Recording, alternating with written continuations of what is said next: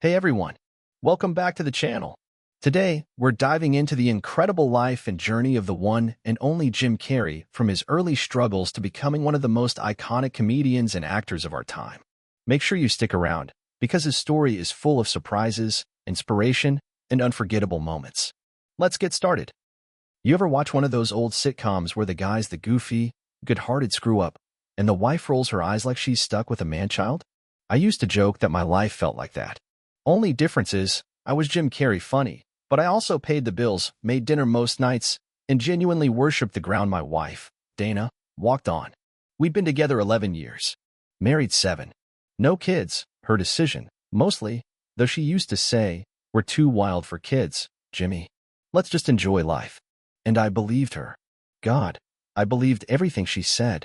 Now, looking back, I see the signs like blinking neon.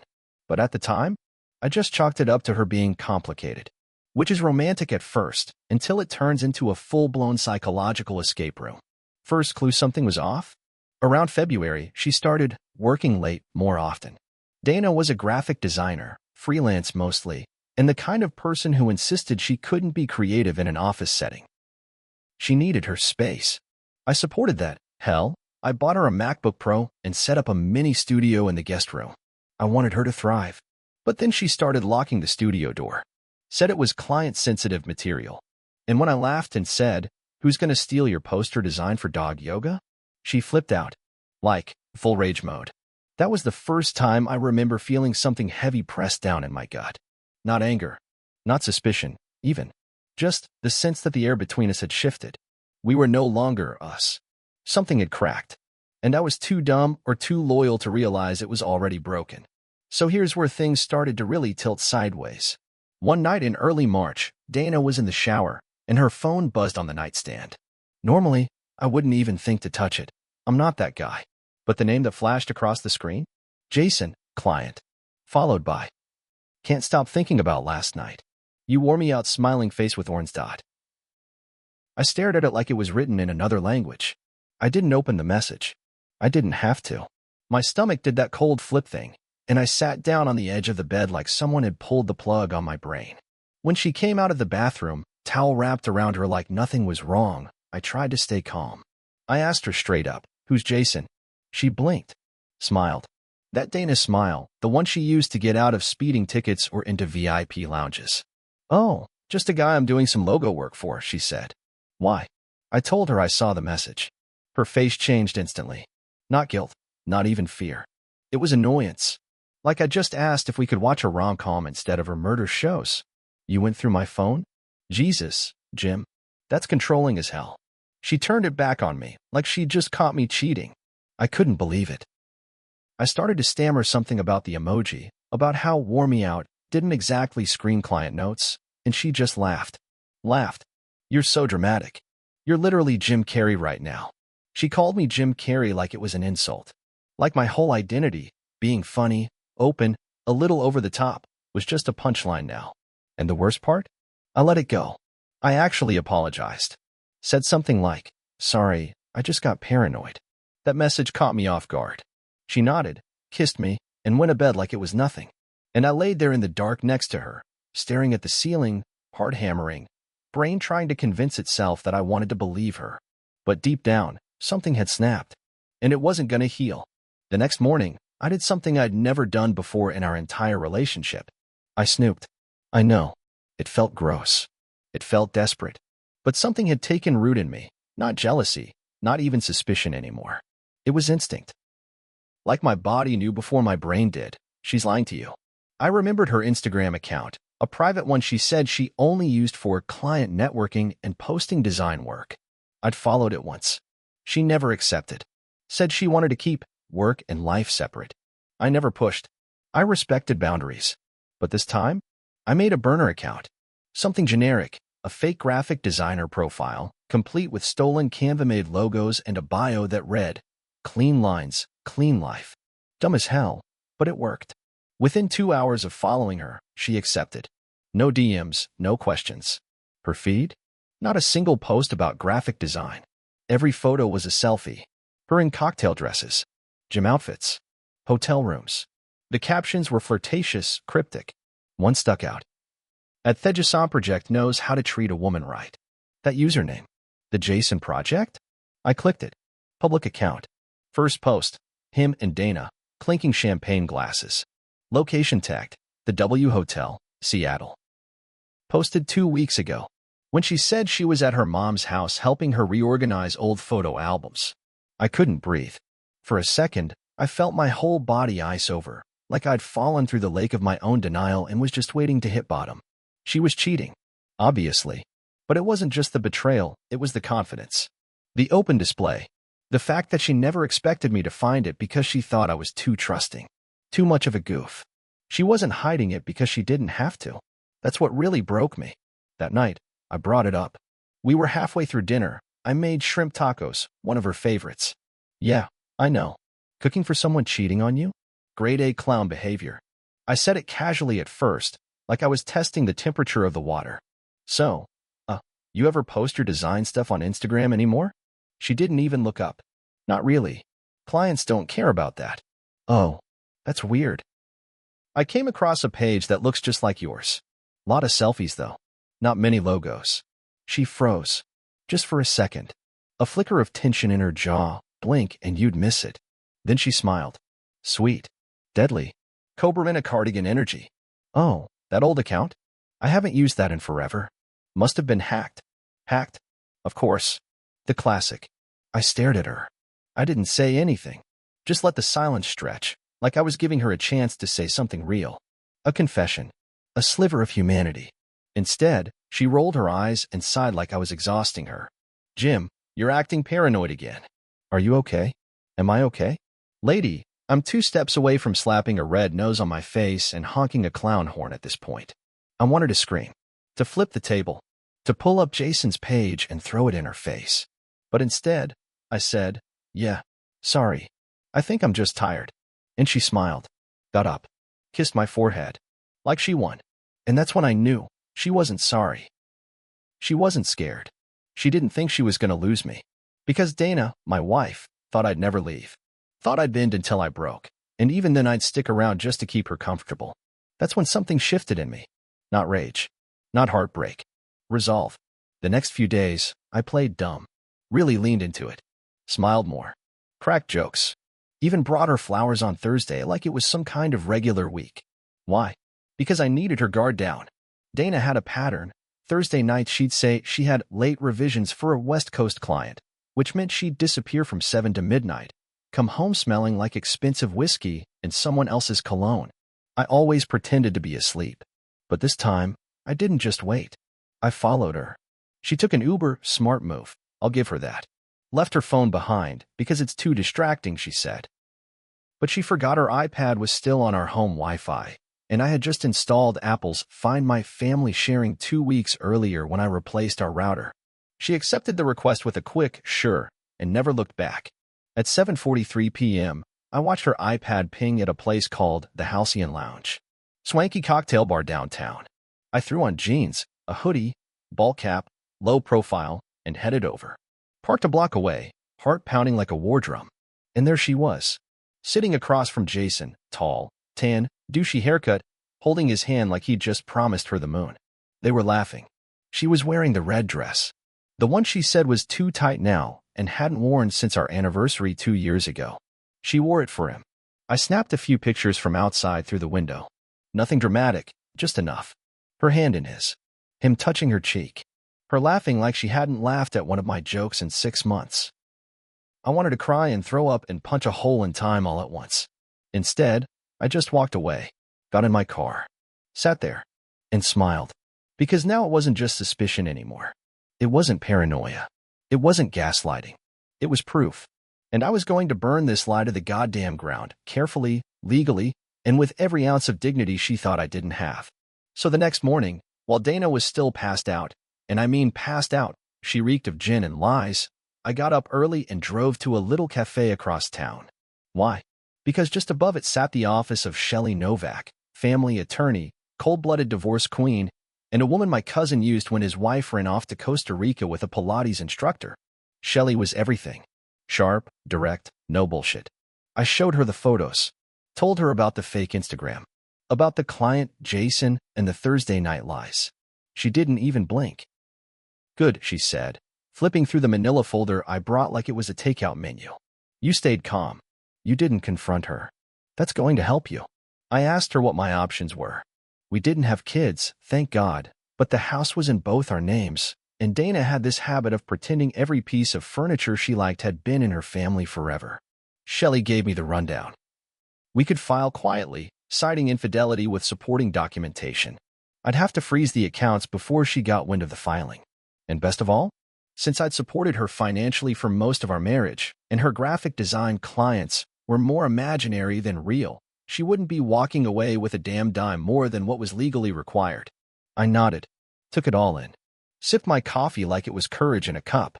That's when Shelley leaned in and said, Jim, you know what I like about you? You're not stupid. You look like a nice guy, maybe even a pushover. But you waited. You gathered evidence. And now you're ready. That's the difference between a victim and a survivor. I walked out of her office and stood in the morning light, feeling something I hadn't in months. Power. That entire weekend, I played the role of a loving husband like it was an audition for a Lifetime movie. I made breakfast. I folded her laundry. I even massaged her shoulders while she pretended to be exhausted from all her fake client work. And the whole time, I smiled. Not fake serene. Like I was at peace. Because I was. See, knowing the truth, finally having proof, was strangely freeing. I didn't need to wonder anymore. Didn't have to analyze her tone or decode her texts or feel like I was going crazy every time she looked at me with that smug little smirk. She thought I didn't know. But I knew everything. Monday morning, I told her I'd be working from a co-working space across town. Needed a change of scenery, I said. She nodded, barely listening, already scrolling on her phone with that little gleam in her eye. She was probably texting Jason, maybe lining up their next secret Thursday. But I wasn't going to a co-working space. I was going to the bank. Shelley had advised me to pull half the funds from our joint account legally, so she couldn't drain it first. I did exactly that. Moved it into a new personal account in my name only. I also froze the home equity line of credit, something she had casually mentioned opening for renovations. Yeah, right. Probably planning a Bora Bora getaway with Jason, the secondhand crypto bro. Then I called the locksmith.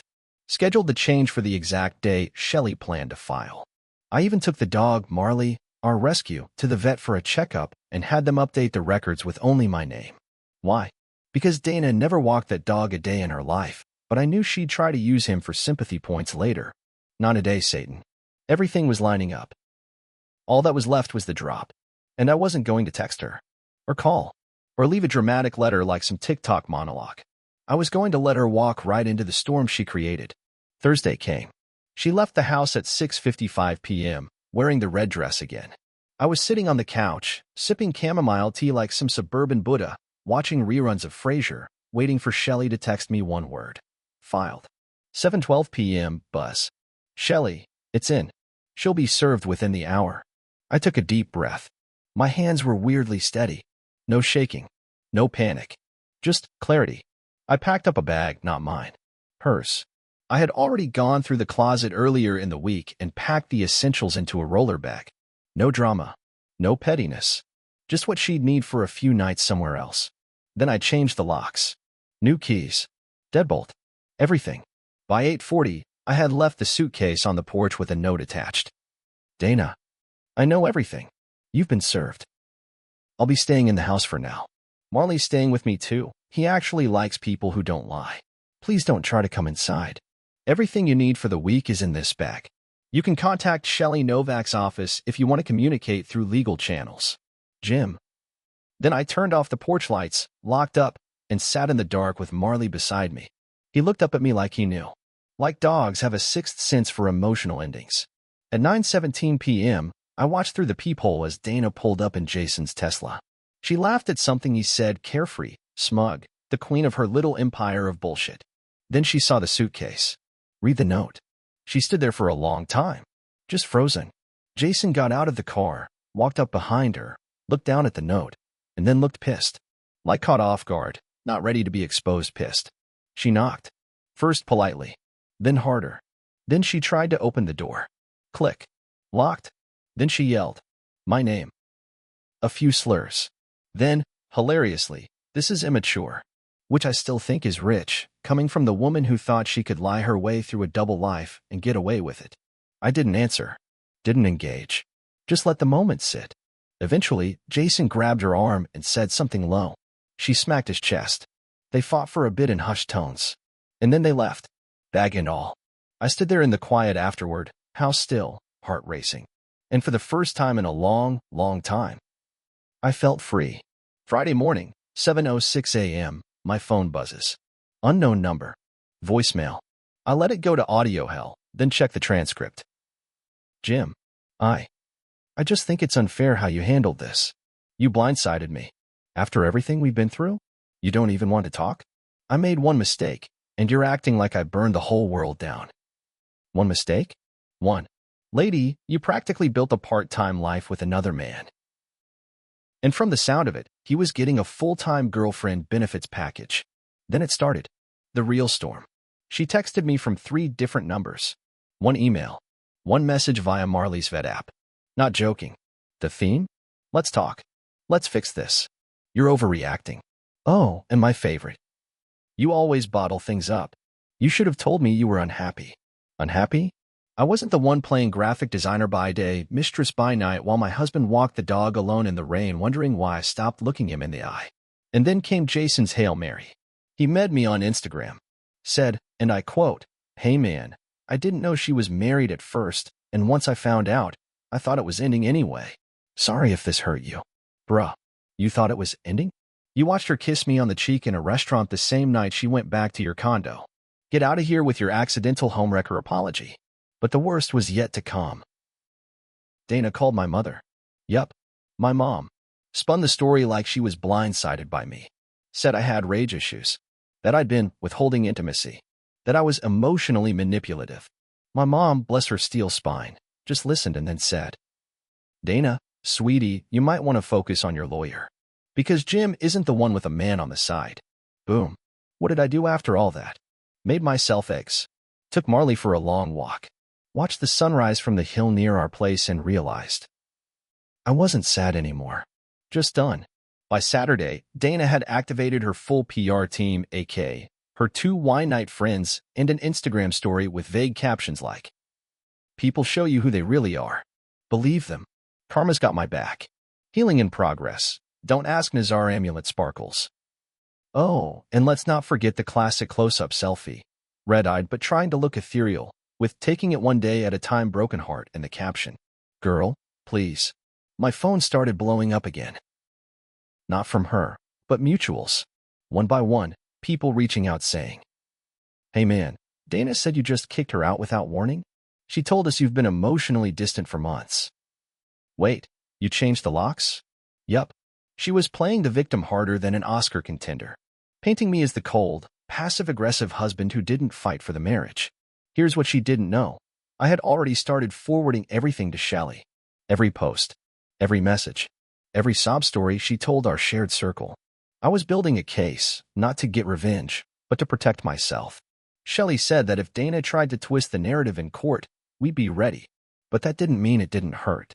What hurt the most? Realizing that people I thought were my friends were still entertaining her version of events. That some of them actually believed her crocodile tears and latte-filtered pain. The emotional weight came crashing down Sunday night. I was alone, sitting on the edge of my bed, just looking around at all the remnants of our fake life. The throw pillows she insisted on. The minimalist lamps I hated. The framed quote on the wall, "In this house, we tell the truth."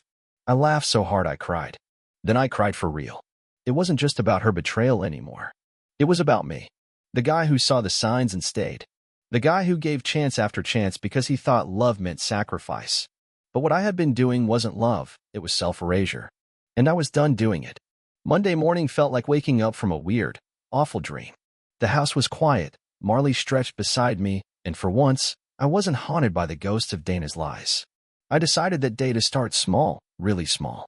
Like Jim Small. No more trying to live up to this perfect husband fantasy I'd built in my head. First, I deleted all her contact info from my phone. No more notifications, no more accidental texts I felt obligated to answer. It was like ripping off a Band-Aid, painful at first, then freeing. Next, I picked up the guitar I hadn't touched in years. Played off key, laughed at myself, and felt something I hadn't in forever, joy. That. By Saturday, Dana had activated her full PR team, aka her 2 wine night friends, and an Instagram story with vague captions like, "People show you who they really are. Believe them. Karma's got my back. Healing in progress. Don't ask Nazar Amulet Sparkles." Oh, and let's not forget the classic close-up selfie, red-eyed but trying to look ethereal, with "taking it one day at a time broken heart" in the caption. Girl, please. My phone started blowing up again, not from her, but mutuals. One by one, people reaching out saying, "Hey man, Dana said you just kicked her out without warning? She told us you've been emotionally distant for months. Wait, you changed the locks." Yup, she was playing the victim harder than an Oscar contender, painting me as the cold, passive-aggressive husband who didn't fight for the marriage. Here's what she didn't know. I had already started forwarding everything to Shelley. Every post, every message, every sob story she told our shared circle. I was building a case. Not to get revenge, but to protect myself. Shelley said that if Dana tried to twist the narrative in court, we'd be ready. But that didn't mean it didn't hurt. What hurt the most? Realizing that people I thought were my friends were still entertaining her version of events. That some of them actually believed her crocodile tears and latte-filtered pain. The emotional weight came crashing down Sunday night. I was alone, sitting on the edge of my bed, just looking around at all the remnants of our fake life. The throw pillows she insisted on. The minimalist lamps I hated. The framed quote on the wall, "In this house, we tell the truth." I laughed so hard I cried. Then I cried for real. It wasn't just about her betrayal anymore. It was about me. The guy who saw the signs and stayed. The guy who gave chance after chance because he thought love meant sacrifice. But what I had been doing wasn't love, it was self-erasure. And I was done doing it. Monday morning felt like waking up from a weird, awful dream. The house was quiet, Marley stretched beside me, and for once, I wasn't haunted by the ghosts of Dana's lies. I decided that day to start small, really small. Like Jim Small. No more trying to live up to this perfect husband fantasy I'd built in my head. First, I deleted all her contact info from my phone. No more notifications, no more accidental texts I felt obligated to answer. It was like ripping off a Band-Aid, painful at first, then freeing. Next, I picked up the guitar I hadn't touched in years. Played off-key, laughed at myself, and felt something I hadn't in forever. Joy. That afternoon, I even reactivated my old Netflix account, which Dana had forgotten to pay for. I binged Jim Carrey documentaries, because, yeah, I've been told I look like him, and sometimes it's the only thing that gets me out of bed. There was something oddly comforting about watching his wild, goofy energy when my own world felt like it was crumbling. I also started journaling, not the Dear Diary, my wife lied kind, but the real stuff. The fears, the hopes, the anger, the laughter hidden beneath the pain. For the first time, I was telling my story, not hers. That night, I took Marley for a walk to the park, sat on a bench, and watched the sunset bleed into the sky. A stranger nodded at me and said, "You look like you're starting over." I smiled and said, "Yeah, I guess I am." Starting over wasn't easy, but maybe, just maybe, it was exactly what I needed. Just when I thought I could breathe a little easier, Dana wasn't done playing chess. A few days after my starting over moment, I got a barrage of texts from Dana, from her friends, even a few from mutual acquaintances who apparently wanted to check in, but really just wanted gossip. Dana's latest move? Turning my reclaiming myself journey into an attack on her character. She started posting on social media, tagging mutual friends, calling me toxic and emotionally abusive. Classic victim card. She even dragged Marley into it, posting photos of him with captions like, "This poor baby misses his real mom. Jim's not a dog person." That one stung. Marley is my rock, and she knew it. But here's what surprised me most. I started to feel nothing. No anger. No desperation to clear my name. Instead, I just focused on my healing, my work, and my new boundaries. Shelley kept me grounded. She reminded me that people who spread poison don't control your story. You do. I blocked Dana and her circle. I told close friends the truth, slowly but firmly. And every night, Marley curled up next to me like a little shield. Dana was trying to shake my foundation, but I was building a new one, stronger, realer, and entirely my own. 2 weeks into this emotional chaos, Shelley finally called with the move I'd been waiting for. "Jim, "It's time," she said, voice calm but firm. "Dana tried to spin a story, but the truth is on our side. We're filing for full custody of Marley, and we're going after the house." That hit me harder than I expected. Not because I didn't want to fight, but because it made everything so real. This wasn't just about lies and betrayal anymore. It was about securing my life and the life of my best friend, Marley. Dana, of course, responded predictably. She claimed I was being vindictive and using the dog as a weapon. Typical. But Shelley had a trump card: the vet records, the financials proving her secret spending, and the logs of Dana's disappearing acts. The court date was set, and suddenly, the future wasn't a scary void. It was a battleground where I would finally have a chance to reclaim what was mine. I spent nights preparing, rehearsing my statements, and most importantly, learning to stand tall without bitterness. I realized something crucial. Winning wasn't about crushing Dana. It was about surviving with my dignity intact. Court day came fast, nerves, palms sweaty, heart racing like a kid on a roller coaster. Dana showed up wearing the same innocent victim face she perfected on Instagram, with a stack of papers she claimed were new evidence, receipts, texts, photos, some even doctored to look like I was the bad guy. But Shelley and my lawyer were ready. They tore through her claims, showing inconsistencies and outright lies one after another. The judge wasn't impressed. What really caught everyone off guard, though, was when Marley's vet, who had been subpoenaed, testified about Dana's neglect. That Marley had been stressed, underfed, and anxious during visits when Dana was supposedly taking care of him. That hit like a gut punch. By the end of the day, the judge awarded me primary custody of Marley and granted me the house, pending Dana's appeal. But more than that, I felt vindicated. Not because I wanted to win a fight, but because the truth finally got its spotlight. Dana left the courthouse looking defeated, her empire of lies crumbling. Me? I walked out lighter, stronger, ready to start the next chapter on my own terms. So here we are, the end of this roller coaster. And honestly, I'm still processing. This whole ordeal with Dana tore me apart, but it also forced me to rebuild, not just my life, but my sense of self. Here's what I learned. Trust your gut. I ignored so many red flags because I wanted to believe in us. Don't do that. If something feels off, it probably is. Don't let anyone gaslight you. Dana lied and twisted everything, but I held on to my truth. That was my lifeline. Set boundaries, early and often. Letting her walk all over me only made things worse. Keep your support close. Shelley, Marley, and a few real friends kept me sane. Find your people. Healing isn't linear.